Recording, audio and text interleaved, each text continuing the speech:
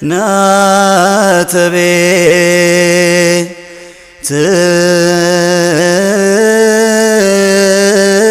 ትከ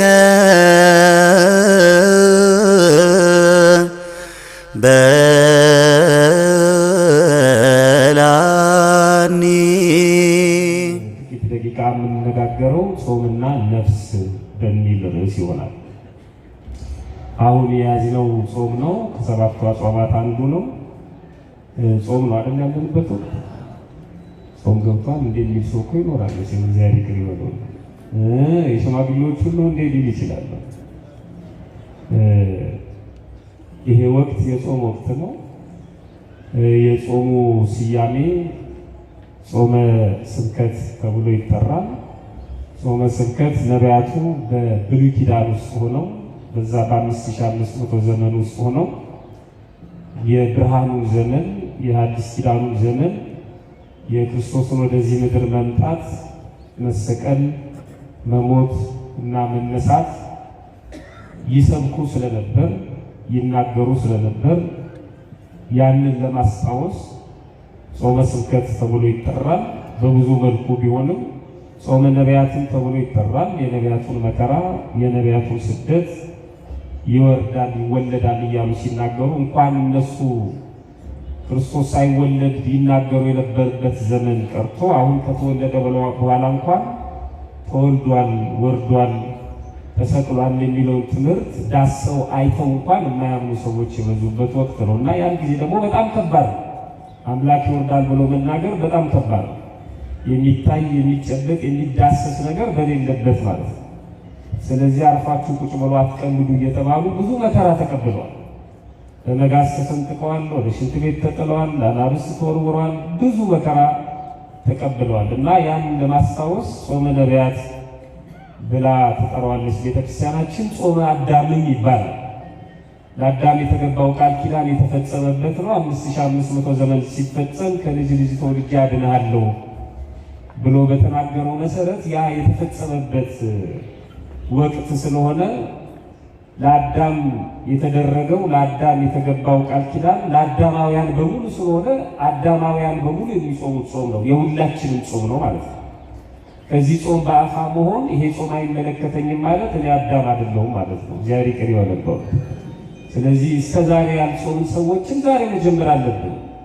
እግዚአብሔር ያለፈውን ይቅር ይለናል፣ ከሚመጣው ይጠብቀናል። በትሑት ሰብዕና ወደ ንስሐ አባቶቻችን ተመልሰ ላይ እኮ አልመሰለኝም ነበር ግን እንደማያዋጣ ሳውቀው መጥቻለሁ ይቅር በሉኝ ብለን መጀመር አለብን ጾሙን እንዳቅማችን ማለት ነው።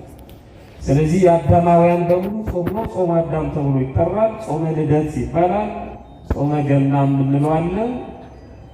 ጾመ ፊልጶስም ተብሎ ይጠራል። በቤተክርስቲያናችን በፍትሐ ነገሥቱ ትርጓሜ ላይ ያስቀምጠዋል። ጾመ ፊልጶስ የተባለበት ምክንያት ሐዋርያው ፊልጶስ ዕረፍቱ ኅዳር 18 ቀን ነው እና ካረፈ በኋላ ደቀ መዛሙርቱ ስጋውን በክብር ሊያሳርፉ ሊቀብሩ በሚዘጋጁበት ጊዜ ስጋው ተሰወራቸው ወይም አስከሬኑ ተሰወራቸው እና በጣም አዝነው ወደ እግዚአብሔር አመለከቱ።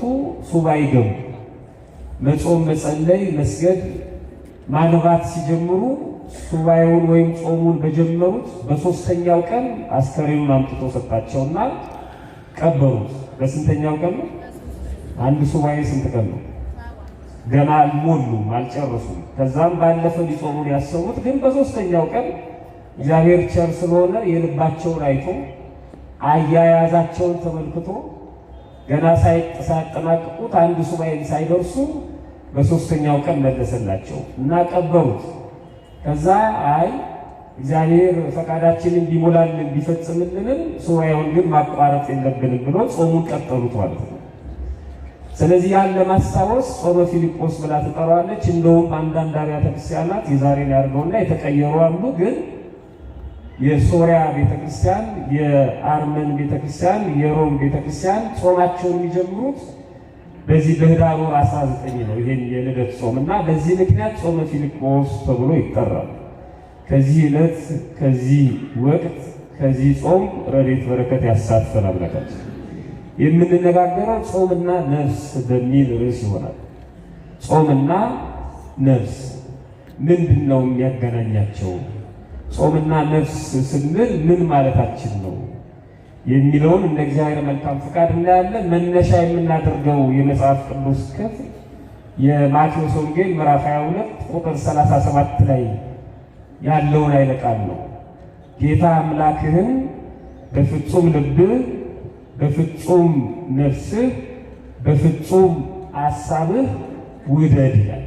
እስኪ አብረን እንበለው። ጌታ አምላክህን በሉ፣ በደንብ በሉ። ጌታ አምላክህን በፍጹም ልብህ፣ በፍጹም ነፍስህ፣ በፍጹም ሐሳብህ ውደድ። በነፍስህ በልብህ በሐሳብህ አይደለም ያለው፣ በፍጹም ሐሳብ። ይገርም። አሁን እኮ ሐሳባችን ይበታተናል። እዚህ ቁጭ ብለን እንኳን ብዙ ቦታ እንሄዳለን። በመዳኛው ፊት ለፊት ሆነን በመድኃኒቱ ፊት ሆነን እንጨነቃለን። በአካናዎች ነን። ከእርግማን በኋላ የመጣ ስለሆነ በውስጣችን ብዙ የምናወጣው የምናወርደው የሚጨንቀን ጉዳይ አለ። ለዚህ ነው ቤተክርስቲያናችን 24 ሰዓት ደውል እየመታች ተሰብሰቡ የምትለንና እንዲህ አይነቱን ሕክምና የምትሰጠናት። ወደዚህ ተቋም የምንመጣው ወደዚህ የሕክምና መስጫ ቦታ የምንመጣው ለዚህ ነው። እንዳንበተን፣ ዝሩ እንዳንሆን፣ እንዳንጨነቅ፣ ከመድኃኒታችን ጋር እንድንገናኝ፣ በአካል እንዳንሆን። በእውነት ይቺ ቤተክርስቲያን ባትኖር ኖሮ በጣም ብዙ ሰው ራሱን ያጠፋ ነበር። በመድኃኒት በመታነቅ ከፎቅ ላይ በመከሰስ ብዙዎቹ የሚጠጉበት እያጡ በጭንቀት የሚያብዱ ሆነዋል። መጠጊያ አጥተው ማለት ነው። አንተ ታውቃለህ የሚሉት የላቸው። እኛ እግዚአብሔር ይመስገን በእውነት አንተ ታውቃለህ ማለት ራሱ አያሳርፍም። ምን እስኪ አንተ ታውቃለህ በሉት። በቃ ይሄን ከልባችን ብንል ያሳርፋል። እኔ ምንም አላውቅም አምላኬ፣ ስለ ሁሉ ነገር አንተ ታውቃለህ። የቅዱስ ጊዮርጊስ አምላክ አንተ ታውቃለህ ብለን ወደ ስራችን ብንሄድ ቀላል አይደለም። ዛሬ የሚሰማን ሰው ጠፍቷል። የሚረዳን ሰው ጠፍቷል። የሚያዝንልን ሰው ጠፍቷል። ዓለም ሁሉ በኢትዮጵያ ላይ ሲረባረብ ታያላችሁ፣ ሲተባበር ታያላችሁ። የኢትዮጵያ አምላክ ብቻ ነው ኢትዮጵያን የማይተዋል። አንተ ታውቃለህ ማለት ቀላል ነገር አይደለም። ማሳረፊያ አለን፣ ማረፊያ ወደብ አለን ማለት ነው። እና ለዚህ ነው በፍጹም ልባችሁ፣ በፍጹም ነፍሳችሁ፣ በፍጹም ሐሳባችሁ ሁልጊዜ ቼክ አድርጉት። ይህን ሁልጊዜ እዩት፣ ወደ ውስጣችሁ ተመልከቱ። ይህንን የተናገረው ጌታችን መድኃኒታችን ኢየሱስ ክርስቶስ ነው። የተናገረው ለአንድ ሕግ አዋቂ ነው።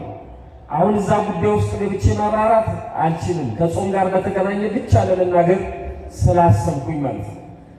የሐዲስ ኪዳን መተርጉማን እዚህ ስላሉ ያመሰጥሩታል። እነሱ ሙሉ ምንባቡን ለማየት የማቴዎስ ወንጌል ምዕራፍ 25 ከቁጥር 35 ጀምሮ ከእነርሱም አንድ ሕግ አዋቂ ይላል። ምን አዋቂ ይላል? ሕግ አዋቂ። አሁን ብዙ ሰው ሕግ ስላወቀ የሚጸድቅ ይመስለዋል። ዓለም የሚመራው በህሊና በአስተሳሰብ በቅንነትም ነው እንጂ በሕግ ብቻ ነው። በሕግ ብቻ መመራት አይቻልም። አንድ ሰው በሬ ጠፍቶት ይባላል እና በሬውን ሲያፈላልግ አጣው።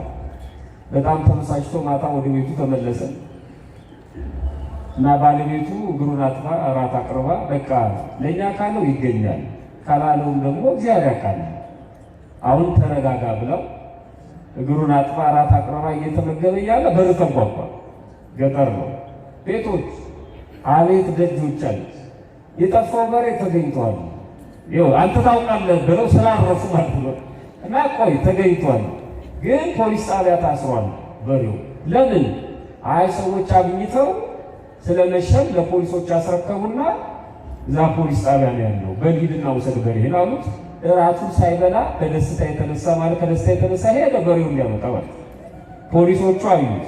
ቆይ አሁን ዝም ብሎ መስማት ነው። ፖሊሶቹ አዩትና በሬው ያንተ መሆኑን ነግረውናል፣ ግን አሁን መውሰድ አትችልም አሉት። ለምን? አሁን መሽቷል፣ ደግሞ መርማሪው የለም። ስለዚህ እሱ ሳይፈቅድ በሬው አይወጣም፣ ሕግ ነው። አይ አለና ተመልሶ ባይሆን የሚበላው ነገር ይዤ ልምጣ ብሎ ወደ ቤቱ ሄደ። ከዛ ባለቤቱ ምን ነው አለችው። አይ በሬው ተገኝቷል፣ አየሁት፣ በሬው የኔ መሆኑንም አውቀዋል፣ ፖሊሶቹ ግን ሊሰጡኝ አልቻሉም። ለምን? መርማሪው ወጥቷል ተብሎ ነው። ከዛ ምን አልካቸው? ስጡኝ ብል አይሆንም አሉ። እሺ ነገ ጠዋት መጥቼ ልውሰደው ስላቸው ደግሞ ነገ ደግሞ ቅዳሜ ነው። ቅዳሜ መርማሪው አይገባም። ከነገ ወዲያስ እሑድ ነው። ስለዚህ መርማሪው የሚገባ መቼ ነው? ሰኞ ነው። እና በሬን ሰኞ ነው የምትወስደው አሉኝ። ስለዚህ የሚበላው ይዤ ልሂድ ብዬ መጣሁ እና ጭኑን ምኑን አፈሰና ወደ ጣቢያ ሄደ ማለት ነው። እና የሚጠብቀው ሰው በር ላይ እንዲህ አንተ ሰውዬ ለምን የምትመላለሰው አለው። አይ የሚበላውን ለበሬው ሰኞ ተመለስ ብያለሁ እኮ የሚበላውን ልስጠው። ከፈተለትና ምንድን ነው ያመጣው አለው። ጭል ነው። ለበሬው እራት ነው። አዎ ቅመሰው አለው። ምክንያቱም ይሄ በሕግ እስረኛ ሲጠየቅ ምግብ ምን ይደረጋል? ይሄ ሕጉ ነው የሚለው። የት አለ ሕሊና? የት አለ ሀሳብ? የት አለ ቅንነት? በቃ ሕጉ ነው የሚለው አልሰበኛው ዜሪለት ሕጉ የሚለው የበሬ ጭን ቅመስ እኮ አይደለም። እስረኛ ስትጠይቅ የእስረኛው ስም ቅመስ ነው የሚለው። ቅንነት የለም። ክፎች ነን እና ሕግ አዋቂ መሆን ጥቅም የለውም። በመንፈሳዊ ባለባል ሕግ አዋቂው ቀረበና ጥያቄ ጠየቀው ክርስቶስን። ይገርም ነው። ሕግ አዋቂው ቀርቦ እንዲህ አለው፣ ሊፈትነው ይላል ጸሐፊው በደንብ አድርጎ ጽፎልናል። ሕግ አዋቂ ነኝ ብሎ ሕግ አዋቂ ነኝ ስላለ ነው እሱ ሕግ አዋቂ ነኝ ብሎ ሊፈትነው ቀረበና መምህር ሆይ ከሕግ ማናችይቱ ትእዛዝ ታላቅ ናት አለው ይላል። ሊፈትነው ይላል። በዚህ ሕግ አዋቂ ነኝ በሚል ሰው ክርስቶስ አይፈተንም። ሊፈትነው ያለው ግን ሰውየው ስለመሰለው ነው። ሊፈትነው ስለቀረበ ሰውየው ክርስቶስን እፈትናለሁ ብሎ ስላሰበ ሊፈትነው ቀረበ ተባለ እንጂ ክርስቶስ በዚህ ሰው አይፈተንም። ብቻ ታሪኩ ረጅም ነው።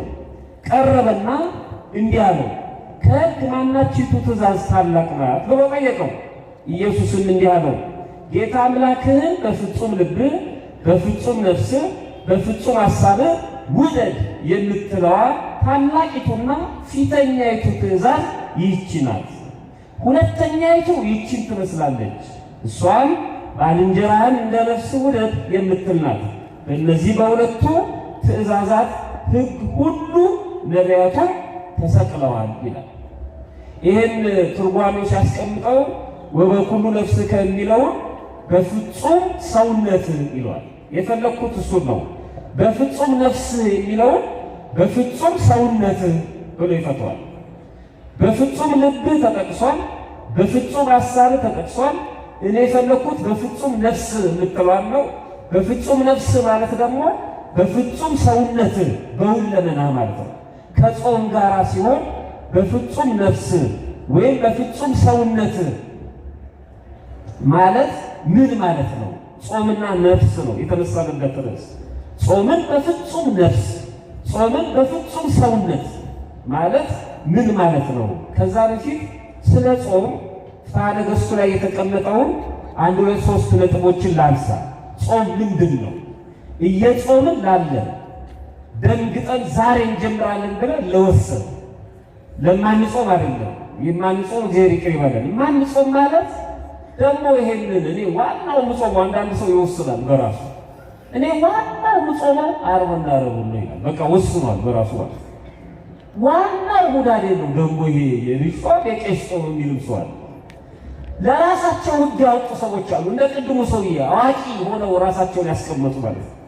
ማንም ሰው ከ7 ዓመት ጀምሮ ያለ ሕፃን እንኳን ቢሆን እነዚህ 7ቱን አጽዋማት መጾም ግዴታው ነው።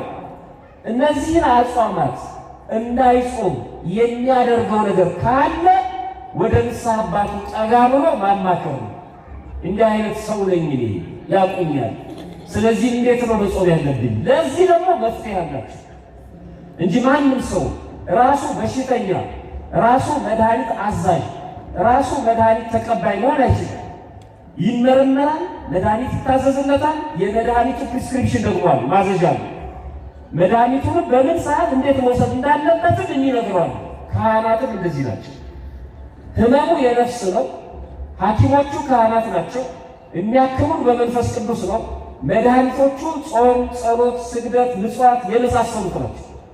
አወሳሰዳቸውን የሚነግሩን እነሱ ናቸው። ስለዚህ ወደ ካህኑ ቀርበን ነው እንጂ በራሳችን ወሰን የለም። አንዳንዱ ብድግ ብሎ እስከ 3 ከጾምኩ አይበቃኝም እኔ እስከ 6 ነው የምጾመው አይ ሌላው ይላል። በራሳችን ወሰን አንችልም። ሁሉም መጾም አለበት። እየጾምን ነው። ስለዚህ ትንሽ ነገር እናንሳ ስለ ጾም።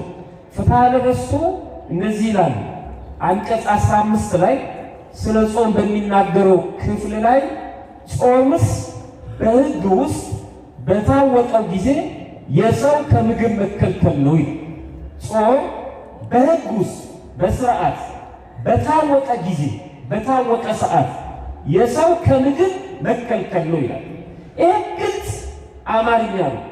ፊት ለፊት ተቀምጦ ምንም ማብራሪያ ሳያስፈልገው የምንረዳው ቃል ነው። ሁለት ነገር ነው የተናገረው። አንደኛ ጾም ማለትን ሲያብራራ በታወቀ ጊዜ በሕግ በስርዓት በታወቀ ሰዓት የሚጾም ነው አለ። ጾም ማለት ሲያብራራው ደግሞ ጾም ራሱ የሰው ከምግብ መከልከል ነው አለ። ከምን መከልከል ነው አለ? ንገሩኝ። ከምን መከልከል ነው? ከምግብ መከልከል ነው አለ። ፊት ለፊት ነው። አንዳንዱ እግዚአብሔር ሆድ ይጾማል አለ። ያገኘውን ብትበላ እግዚአብሔር ችግር የለበትም። ዋናው አንደበት ይጾም ነው ያለው ይላል። ይኸው አዋቂ ነኝ የሚሉ ሰዎች አሉ። እንዲህ ብለው ይተረጉማሉ። ያገኘነውን እንብላ ከሚሉ ሰዎች መሸሽ አለባችሁ። ድንገት አንድ ቀን እናንተ ራሳችሁ ሊበሏችሁ ይችላሉ። አሁን እንደዚህ ብሎ ልክ በሆነ መንገድ የሚሄድ ሰው መፍራት አለባችሁ። በጣም ከባድ ነው። እንደዚህ አይነት መጽሐፍ ያገኘውን ብላ ይላል። እንደውም ብሉ አትብሉ ተብሎ ተቀምጧል በመጽሐፍ ቅዱስ። ስለዚህ የሰው ከምግብ መከልከል ማለት ነው። አንዳንዱ ደግሞ ላለመጾም ከምግብ መከልከል የሚለውን ለመደምሰስ አሁን በኢትዮጵያ ውስጥ መኖር ራሱ እኮ ጾም ነው ይላል። ኢትዮጵያ ውስጥ እየኖርኩ እንዴት ነው የምጾመው? ያገኘሁትን መብላት አለብኝ እንጂ ብሎ ያስባል። ኢትዮጵያ ውስጥ መኖር ጾም አይደለም። ካወቅከው ኢትዮጵያ ውስጥ መኖር ገነት ውስጥ መኖር ነው በራሱ። የእኛ ጭንቅላት ሌላ ነገር ስለሚያስብ ኢትዮጵያ የሚመራት እግዚአብሔር ነው። ኢትዮጵያ ሀገር እግዚአብሔር ናት። አልተረዳናትም። ገና ምስጢር ናት ሀገሪቷ። ዝም ብለን ዳቦን አንገምጠውም፣ እየላሰ ነው የምናልፈው። ማንም አልተረዳውም፣ እየላሰ ነው ያልፈው ሁሉም ሰው። ስለቀራት ብቻ ኢትዮጵያዊ የሆነ ይመስላል። እነሱ አይደለም። በራሷ ታሪከኛ ነች። ይሄ ቦታ ብቻ ይመሰክርልናል። ውስጥ ገብታችሁ ብታዩ ይሄ ቦታ ብቻው ዝም ብላችሁ ጎግል ላይ ሰርቻሉ። ቅዱስ ጊዮርጊስ ቤተክርስቲያን ላይ የተከናወኑ ነገሮችን ተመልከቱ። ዓለም ሰግዷል እዚህ ቦታ ላይ። በጣም ታሪከኛ ሀገር ነች እንጂ ረሃብ፣ ድርቅ፣ የሌላ ነገር መታሰቢያ አይደለች የሚሉ ሰዎች አሉ። ችግሩን እንደ ጾም ሊቆጥሩት የሚፈልጉ ሰዎች አሉ። አይሆንም፣ እነሱ አይደለም። ሁለት ነገሮችን አስቀምጧል። ከዛ ሰው በደሉን ለማስተስረይ ዋጋውን ለማብዛት የፈቲውን ኃይል ለማድከም የሚጠቀምባት ፈቃደ ሥጋ ለፈቃደ ነፍስ እንድትታዘዝ የምታደርግ ናት ይላል። ለምሳሌ ሰው በታወቀ ጊዜ በታወቀ ሰዓት ከምግብ የሚከለከልባት ናት የሚለውን ሲፈታው የታወቀ ጊዜና ሰዓት ማለት ይላል። የታወቀ ጊዜ ማለት 7ቱ አጽዋማት ናቸው። ማንም ሰው ድንገት ብድግ ብሎ ዛሬ ጾም ነው ማለት አይችልም። አንዳንድ ምዕራባውያን እንደሚሉት አዳራሻቸው ሰው ይሰበስቡና ከነገ ጀምሮ እስከ 3 ቀን ጾም ይሏቸዋል። እንደዚህ አይደለም። በታወቀ በሕግ በስርዓት የተቆጠረ የተያዘ ነው 7ቱ አጽዋማት። ከዛ ውጭ በቅዱስ ሲኖዶስ አማካይነት በሀገር ጉዳይ፣ በቤተክርስቲያን ጉዳይ፣ በተለያየ ጉዳይ ይታወጃል። የምህላ አዋጅ ሲታወጅ የምንጾመው ነው። የታወቀ ጊዜ መግቢያ መውጫ ያለው ማለት ነው። 7ቱን አጽዋማት ያመጣል። ሁለተኛ የታወቀ ሰዓት ማለት ዓርብና ረቡዕን 9 ሰዓት ብሎ ያስቀምጠዋል ፍትሐ ነገሥቱ። ዓርብና ረቡዕ 9 ሰዓት ይሁን፣ ማዕከሉ ቅዳሴ እስከሚወጣ ድረስ ነው። ከዛ ያነሰ ሰዓት የሚጾሙ ደግሞ ከንስሐ አባቶቻቸው ጋር በመመካከር ነው። ግን መሀል ዋናው ከፍ ያለው ዓርብና ረቡዕ 9 ሰዓት ያደርግና ወደ አብይ ጾም መጥቶ ራሱ ሲሰራ የአብይ ጾምን የመጀመሪያ ሳምንት ጾመ ዕርቃንን እስከ 12 ሰዓት ይላል። ከዛ ከቅድስት ሰኞ እስከ ኒቆዲሞስ ዓርብ ድረስ እስከ 12 ሰዓት ይላል። ከዛ ሕማማቱን እስከ ምሽቱ 1 ሰዓት ወይም 13 ሰዓት ይጾሙ ይላል። አሁን ይሄን የምነግራችሁ እንዳንቆፈስ ነው። አንዳንድ ሰዎች እስከ 8 ሰዓት ጾመው እስከ 6 ሰዓት የጾመውን ስለሚሳደቡ፣ አንዳንዶቹ ሰዎች ደግሞ እስከ ምሽቱ 1 ሰዓት ጾመው እስከ 9 ሰዓት የጾመውን ስለሚልቁ ነው። ይሄ ነው እዛ ውስጥ ላይ ያለ ነው። ግን ቸርነቱን ነው የምናስበው። የታወቀ ጊዜና ሰዓት የሚለው ተቀምጧል ይላል ፍትሐ ነገሥቱ ላይ። ምንም አያጣላም፣ ሰዓቱ ተቀምጧል። የጾም ወራቶችም አሉ በመጽሐፍ ቅዱስ። ብዙ ጊዜ ካለፈ በኋላ የጾም ወራት አሁን አልፎ ነበር፣ በመርከብ ለመሄድ አሁን የሚያስፈራ ነበርና ይላል ቅዱስ ጳውሎስ የሐዋርያት ሥራ ምዕራፍ 27 ቁጥር 9 ላይ። መጽሐፍ ቅዱስም የጾም ጊዜ፣ የጾም ወር፣ የጾም ዘመን፣ የጾም ወቅት እንዳለ ያስቀምጣል። ቤተ ክርስቲያንም የጾም ወቅት አላት ማለት ነው። አሁን የጾም ወር የጾም ወቅት ላይ ያለ ነው። ስለዚህ የታወቀ ነው አለ። የሰው ከምግብ መከልከል የሚለውን ራሱ መጽሐፍ ቅዱስ ይነግረናል። ክብር ምስጋና ይግባውና ጌታችንና መድኃኒታችን ኢየሱስ ክርስቶስ በማቴዎስ ወንጌል ምዕራፍ 4 ቁጥር 2 ላይ 40 ቀንና 40 ሌሊትን ከጾመ በኋላ ይላል። እየሰማችሁ ነው ምእመናን? ማን? ክርስቶስ ነው። 40 ቀን 40 ሌሊት ከጾመ በኋላ ተራበ። ምን ሆነ ይለናል? ረሃብ ለሱ የሚቀጸልለት አይደለም። የእኛን ስጋ ስለለበሰና ከጾም በኋላ የሚከተለውን ነገር ሲነግረን ተራበ። መጾም ማለት የሰው ከምግብ መከልከል ነው። ሰው ከምግብ ሲከለከል ደግሞ ይራባል። ስለዚህ ስትራብ ነው ጾም የሚባለው። እንደውም ሊቃውንቱ እስከ 9 ሰዓት ጾማችሁ የረሃብ ስሜት ካልተሰማችሁ እንዳትመገቡ ይላሉ። ምክንያቱም የረሃብ ስሜት ዋጋ የምናገኝበት እሱ ስለሆነ ረሃብ ሲሰማችሁ ድረስ ጾሙ። በትክክል ነፍሳችን ከእግዚአብሔር ጋር የምትገናኝበት ሰዓት ያለ የረሃብ ስሜቱ 3 ሰዓትን ሊመጣ ይችላል። ያኔ ድለኞች ነን ማለት ነው። 4 ሰዓትን ሊመጣ ይችላል። ያኔ ድለኞች ነን መቻል ነው ማለት ነው። እስከ 9ም ጾመን ካልተራብን ገና ነን ማለት ነው። እየጾምን አይደለም ማለት ነው። እስክትራብ ድረስ ነው ጾመ ተራበ ነው የሚለው። በላይ መብላት አይደለም፣ ሰዓት እያዩ መብላት አይደለም። ዋናው ሰዓት ማቀራረብ አይደለም ማለት ነው። የረሃብ ስሜት መምጣት አለበት ይላል። ጾመ ተራበ። ረሃብ 2 አይነት ነው። አንዱ ረሃብ ምን በላው ፈልገን የምንበላው አተን የሚሰማን ረሃብ ነው።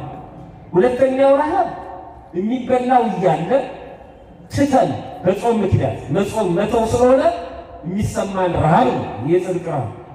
አሁን በሀገራችን የተከሰተው ረሃብ የሚበሉት ፈልገው የሚበሉት አጥተው ብዙ ወገኖቻችን በረሃብ እየረገፉ ይሰማቸዋል። በእውነት ሕፃናቱ፣ ሽማግሌዎቹ፣ አራሶች፣ እናቶች ማን ላይ ያደረገው? አንዳንዱ እግዚአብሔር ይላል። ኧረ የለበትም እግዚአብሔር ራሱ ሰው ክፉ ሰው ማለት ነው።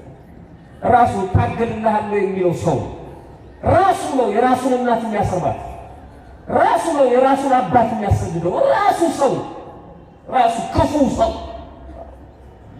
እኔ ብቻ የሚለው ሰው ራሱ እሱ ቢስማማው ይስማማል። ጠቅላላ በየቦታው ያለ ነው ራሳችን በፈጠር ነው። አንቺው ታመጪው አንቺው ታወጪው ነው ይባላል። የለበትም እግዚአብሔር። እሺ ብትሉኝ ያሉስ እንዲህ ብትሉ እንዲህ ትሆናላችሁ፣ እሺ ብትሉኝ የምድርን በረከት ትበላላችሁ፣ እንዲህ ብትሉኝ ሰይፍ ይበላችኋል። ሰነግሯል። እንዲህ ብሎ እግዚአብሔር ሰው አምጾ እንዲህ እስኪ ወንድ የሆነ ያቆመኛል ብሎ በራሱ ምንም ምክንያት ነገር አያስፈልግም። በራሱ ብዙዎች እየተራቡ ነው፣ ብዙዎች እየተጠሙ ነው። ምግብ ፈልገው የሚበሉት የላቸውም፣ መጠጥ ፈልገው የሚጠጡት የላቸውም፣ የሚለብሱት የላቸውም። እሱን አይደለም፣ እሱን ረሃብ አይደለም ጾም የሚለው፣ እሱን ረሃብ አይደለም የጽድቅ ረሃብ የሚለው።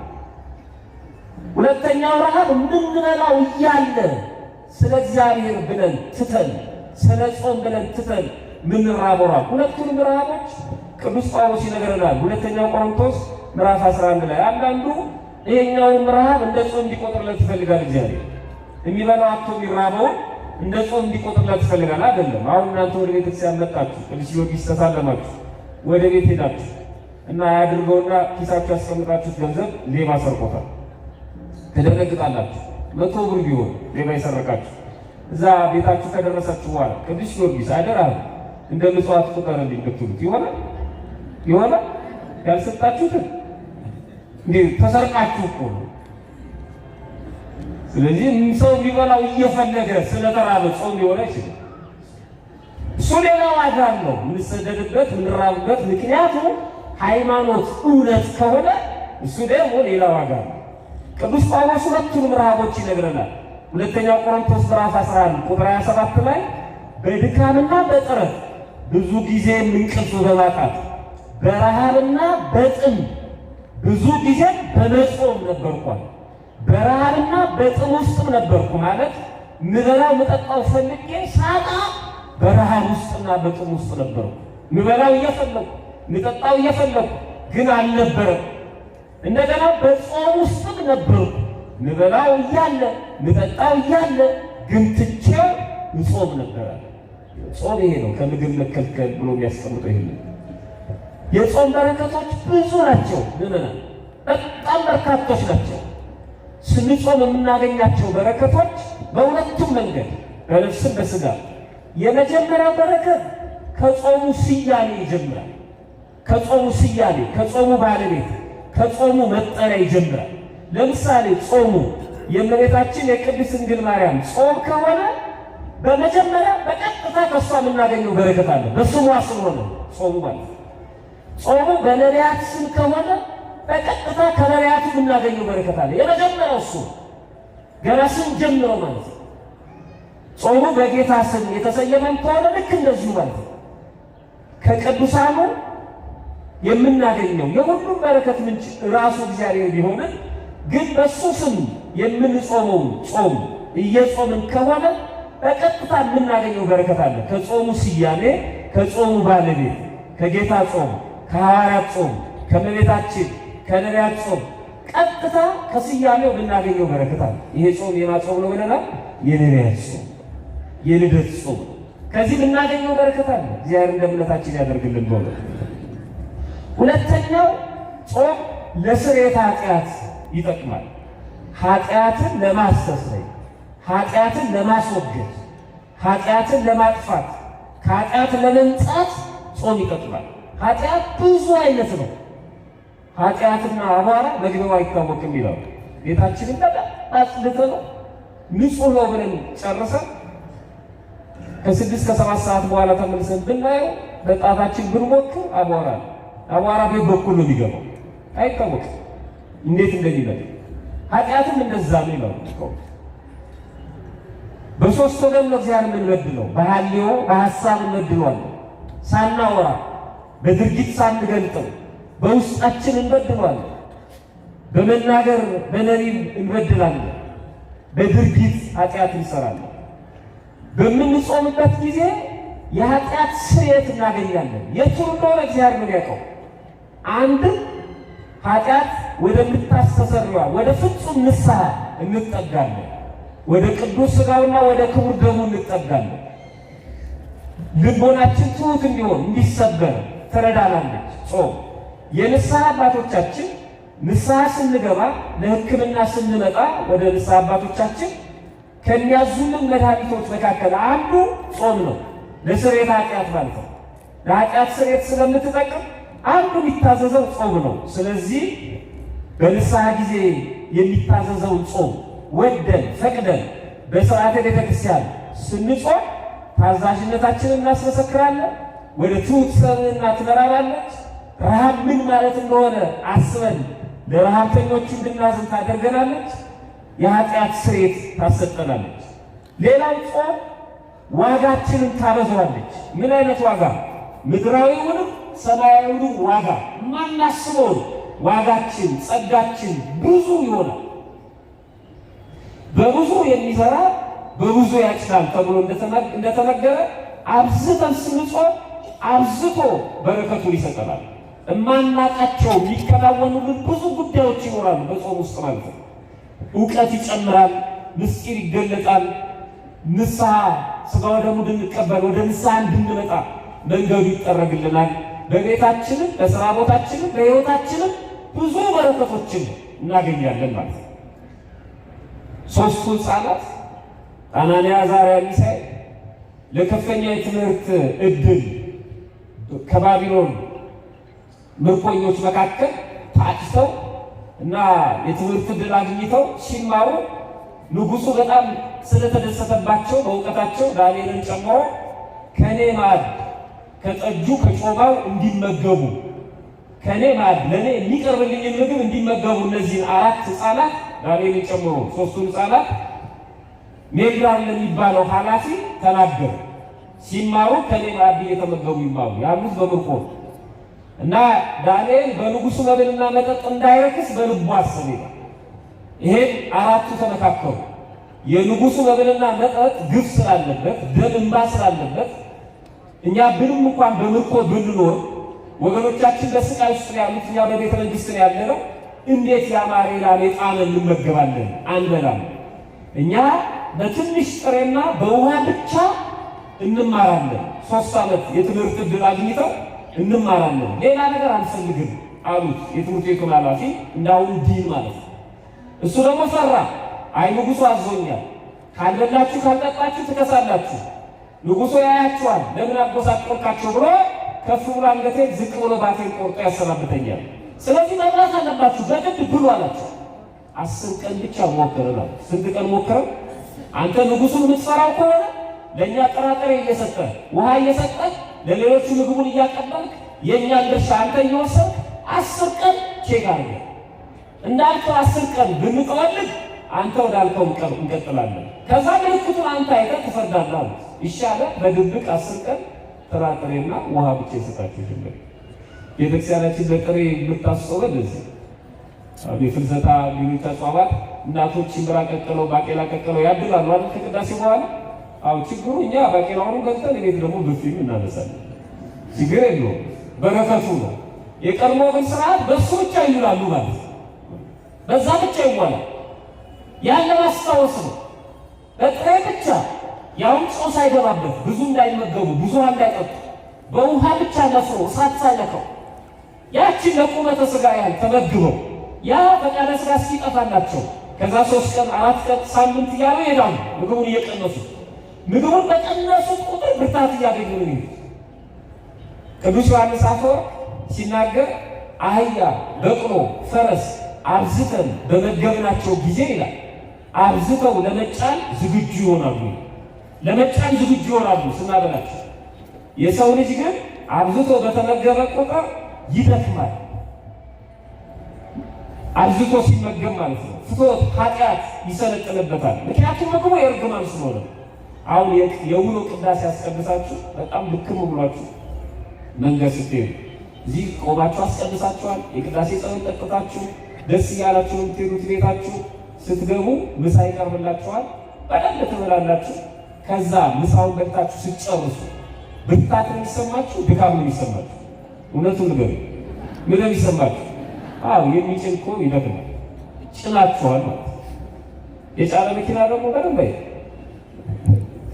ከባድ።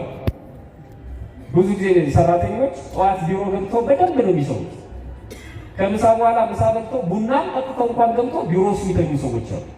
ሰው ሲበላ ይደክማል። የእርግማን ምልክት ስለሆነ የኛ አልነበረም ማለት ነው። ሲበላ ሲጠጣ ይደክማል። በጣም የሚደክማችሁ እቤታችሁ ጸሎት ስታደርጉ የጠዋት ጸሎት ስታደርጉ ነው ወይስ የማታ ጸሎት ስታደርጉ ነው? በጣም ያስቸግራችሁ የማታ ጸሎት አዛጋት አለ፣ መቁነጥነጥ አለ። በተለይ ከራት በኋላ በጣም ከባድ ነው። እዛው ተኝቼ ባረጎስ ብሎ ነው ተኝታችሁ በዛው ልታረጉ ይችላል። ልዩነቱን ተመልከቱት። ግን ይሄ አይደለም እኛ የተሰራንበትን የተፈጠርንበትን እሱ አይደለም። ሕፃናቱ 3ቱ ሕፃናት እንደተባለው ጥራጥሬውን ብቻ እየተመገቡ 10 ቀን ሞላ። አሁን ቼክ ሊያደርጋቸው ሲያወጣቸው ከሌሎቹ ይልቅ ይላል። ከ10 ቀን በኋላ ከንጉሡ መብል ከበሉ ከጠጡ ብላቴናዎች ሁሉ ይልቅ ፊታቸው አምሮ ስጋቸው ወፍሮ ታየ ይላል። ሽምብራው ነው ጥራጥሬው ነው የወፈራቸው አይደለም፣ ውሃው ነው አይደለም። ማን አብሯቸው ስለነበር ነው።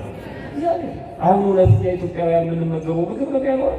አውሮፓውያኑ እኮ ይስቁብናል። እነሱ እኮ ጣሳቸውን አይተው ኢንግሪዲየንት ይባላል ይዘት ዛሬ ቫይታሚን ተመግብ ያለው ነገ ፕሮቲን ብለው ቼክ አድርገው ነው የሚወልዱ እኮ ተነቦ ነው ሁሉ ነገር። እኛ ያገኘነው ጠልጠል እያገሳን እግዚአብሔር ክብር ምስጋና ይግባው።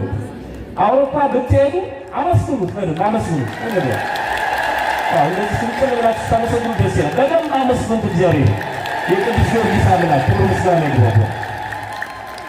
አውሮፓ ስትሄዱ በጣም ረጅም ሰልፍ የምታዩት እንትን ነው፣ ፋርማሲ ነው። መድኃኒት ለመግዛት ሁሉም መድኃኒት ይገዛል ተሰልፎ። የእኛ እህቶቻችን በዛ በአውሮፓ የሚኖሩ ሲነግሩን አንዱ ስራቸው የነርሲንግ አገልግሎት ነው። ይሄ በሽተኞችን ትሪት ማለት መንከባከብ። በእያንዳንዱ ቤት ከምግብ በፊት የሚወሰድ መድኃኒት አለ፣ ከምግብ በኋላ የሚወሰድ መድኃኒት አለ፣ ለመተኛት የሚወሰድ መድኃኒት አለ፣ ምግቡ እንዲፈጭ ለማድረግ የሚወሰድ መድኃኒት አለ።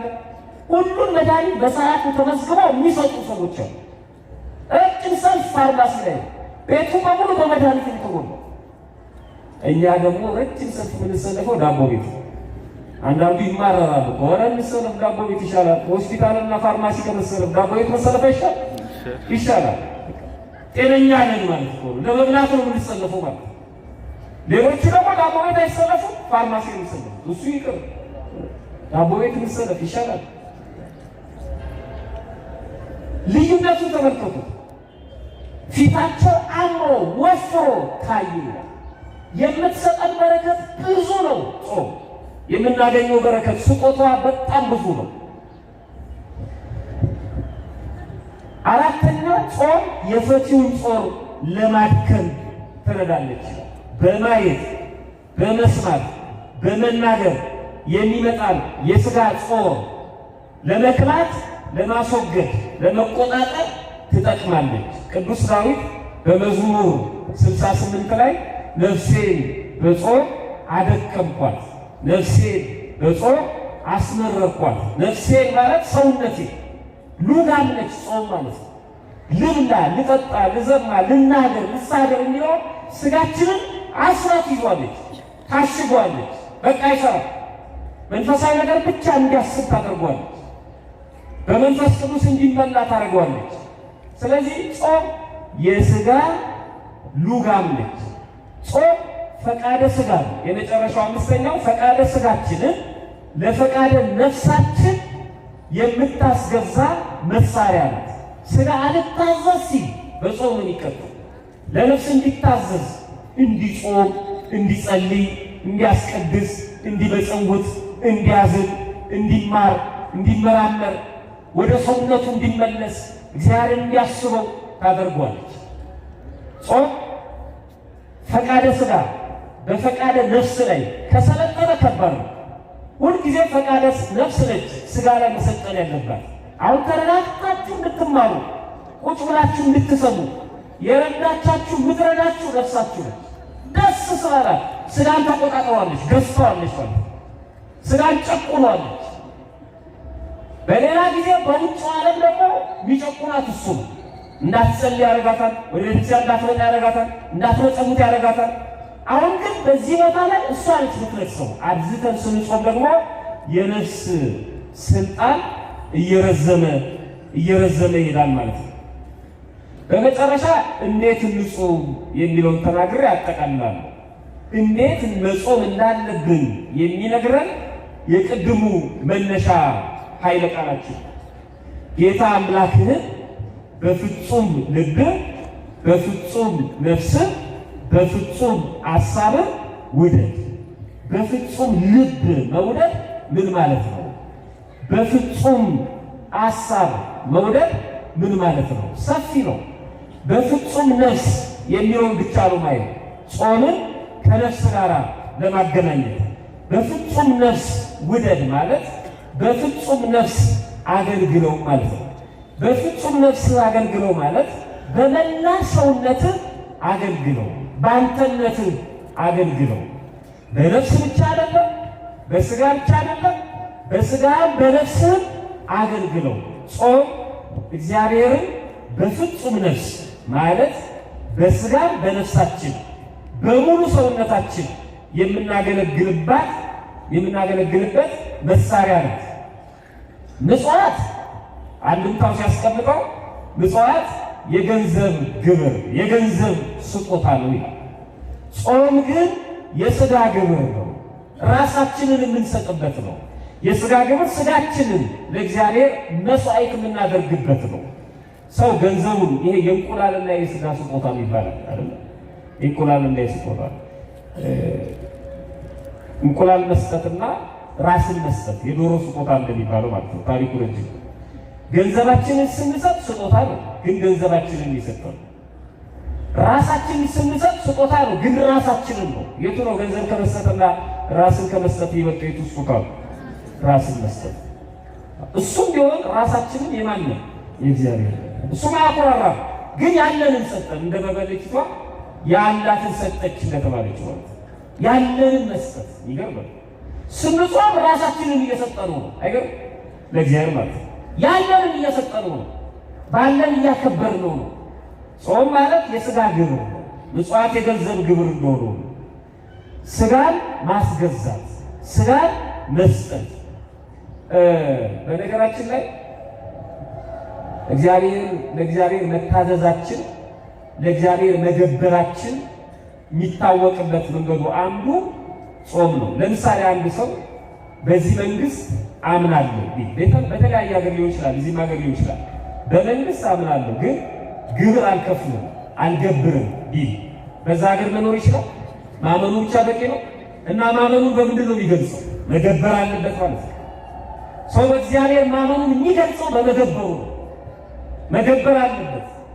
ይመጸውተው፣ ይጸልየው፣ ይሰግደው መገዛቱን መገለጫው ለእግዚአብሔር ለመገዛቱ መገለጫ ነው። ስንጾም ለእግዚአብሔር እየተገዛልነት ነው ማለት ነው። አንተ ለገዢ የሥጋ ነፍስ ፈጣሪ አንተ ነህ። እኛ ከምናገኘው በረከተ ሥጋ በረከተ ነፍስ ባሻገር ይሄንንም መፈጸማችን ነው። ምን ይላል ፍትሐ ነገሥቱ? እየጾመ አንድ ሰው በደንብ ስሙኝ፣ እየጨረስኩ ነው፣ እየሰማችሁ ነው። አንድ ሰው እየጾመ ባይጸልይ፣ እየጾመ ባይሰግድ፣ እየጾመ ባይመጸውት፣ እየጾመ ከሕገ እግዚአብሔር በአፋ ቢሆን፣ እየጾመ ባይጸልይ፣ እየጾመ ባይሰግድ፣ ይሄ ሰው እግዚአብሔርን በሥጋው ብቻ አገለገለው ነው የሚባለው። በምኑ ብቻ አገለገለው? በሥጋው ብቻ ነው የሚያገለግለው። ልክ አንድ ሰው በገንዘቡ ብቻ እንደሚያገለግለው ማለት ነው። ገንዘቡን ያመጣል፣ ወዳንጣሱ ይከታል፣ እሱ ግን የለም። በሥጋው ብቻ ነው የሚያገለግለው። ደግሞ አንድ ሰው እየጾመ ይላል ታረገሱ ትርጓሜው፣ እየጾመ ባይጸልይ፣ ይጾማል ግን አይጸልይም፣ ይጾማል ግን አይሰግድም፣ ይጾማል ግን አይመጸውትም። ከቁርሱ ያተረፈው ከምሳው ጋር አብሮ ይበላል እንጂ የቁርሱን ለምጽዋት አያደርገው። እየጾመ ባይጸልይ፣ እየጾመ ባይሰግድ፣ እየጾመ ባይመጸውት ይሄ ሰው በነፍሱ ብቻ አገለገለው ይባላል። እግዚአብሔርን እየጾመ ባይጸልይ፣ እየጾመ ባይሰግድ በሥጋው ብቻ፣ እየጸለየ እየሰገደ እየመጸወተ ባይጾም ደግሞ በነፍሱ ብቻ አገለገለው ይባላል። ስለዚህ በሥጋው በነፍሱ ለማገልገል በሁለመናው መጾም አለበት። ታላቁ ሊቅ የቤተ ክርስቲያናችን ማቶ ቅዱስ ያሬድ ይህንን ሲተረጉመው ሆዳችን ብቻ መጾም የለበትም ይላል። ረሃብ ብቻ መሆን የለበትም። ሁለመናችን አብሮ በተፈጥሮ መጾም አለበት። ምናችን? ዓይናችን መጾም አለበት፣ ጆሮአችን መጾም አለበት፣ አንደበታችን መጾም አለበት፣ እግራችን መጾም አለበት፣ እጃችንን መጾም አለበት። አንድ ሰው ንፍሮና ፍትፍት ቀርቦለት ይባላል። ከንፍሮና ከፍትፍቱ አንዱን ብቻ ውሰድ ተባለ። ሁለቱንም ሲያዩ በጣም ደስ ይላል። ሁለቱንም እንዲሰጡት በዓይኑ ማባበል ሞከረ። አንዱን ብቻ ነው አለ። አንዱን ወይ ንፍሮ ወይ ፍትፍቱ አንዱን ማለት አንዱን ብቻ ነው። አዎ አንዱ አሰባሰበና ምን አለ? እሺ ከንፍሮ አንድ ዘግኜ ፍትፍቱ ይሻለኛል። አይሆንም። አንዳንድ ሰዎች እንደዚህ ናቸው። ከቤቱ አንድ ይዘግሉና ጸሎት ይጸልያሉ። በጣም ይገርማል። በሐሜት የሰው ስጋ አንድ ይቦጭቁና ደግሞ ከስጋ ይጾማል። አይሆንም። እዛ የሆነ ነገር ደንዘው ዘረፍ ያደርጉና በዚህ በኩል ደግሞ ሙዳየ ምጽዋት ውስጥ ይከታሉ። የሰው ኪስ ያወልቁና ያንን ሸጠው 100 ብር ካገኙ 10 ብር ሙዳየ ምጽዋት ውስጥ ይከታሉ። እንደሱ አይሆንም። አንዱ ሆዳችን ብቻ አይደለም፣ አይናችን አብሮ መጾም አለ። በዚህ ወቅት የምናየው ምንድን ነው? በዚህ ወቅት የምንሰማው ምንድን ነው? የጾም ወቅት ነው። ጆሮ መጾም አለበት፣ አይን መጾም አለበት፣ መርጦ መስማት አለበት፣ መርጦ ማየት አለበት። እጃችን መጾም አለበት፣ እግራችን መጾም አለበት። በተፋቅሮ በስምምነት በአንድነት በፍጹም ነፍስ ማለት እሱ በሁለመናው መጾም አለበት። ሰው በሁለመናው ነው መጾም ያለበት። በፍጹም ነፍስ ውደደው የተባለው በሰውነቱ ሁሉ ውደደው። ሰዓት ብቻ ማየት አይደለም፣ ውሎ መመገብ ብቻ መርጦ መመገብ ብቻ አይደለም። ጾም ቤተሰቦች አሏት። እነዚህም ቤተሰቦቿን ይዞ ነው መጾም። የጾም አንዱ ከቤተሰቦቿ አንዷ ምጽዋት ነች። የምጽዋት እህት ናት። የጸሎት እናት ነች። የእንባ ነቅ ትባላለች። ጸሎታችን ከእንባ ጋር፣ ምጽዋታችን ከጾም ጋር ከጸሎት ጋር መሆን አለበት። እነዚህም በሁለመናችን ማድረግ ይጠበቅብናል። ያን ጊዜ ነው ከጾሙ የምናገኘውን በረከት የምንቀበለው። ልክ የፊልጶስ ደቀ መዛሙርት አያያዛቸውን አይቶ እግዚአብሔር ረጅም ሱባኤ ይዘው አስከሬኑን ለመቀበል ሲያስቡ በ3 ቀን እንደሰጣቸው በፍጹም ነፍሳችን በሁለመናችን ጾምን የምንቀላቀለው ከሆነ ሩቅ ነው ብለን የምናስበውን ጉዳይ በቅርቡ ሊያከናውኑ ይችላል እግዚአብሔር በሀገራችንም በቤተክርስቲያናችንም በክርስትና ሕይወታችን። ስለዚህ ሁሉ ጊዜ የምንሰራውን መንፈሳዊ ስራ ከነፍሳችን ጋር እናገናኘው። በመላ ሰውነታችን መጾም ይጠበቅብናል። ፈጣሪያችን በቸርነቱ ሰምቶ ከመጥፋት ያድነን። ከሰማዕቱ ከቅዱስ ጊዮርጊስ ረድኤት በረከት ያሳትፈን። እግዚአብሔር ይስጥልን።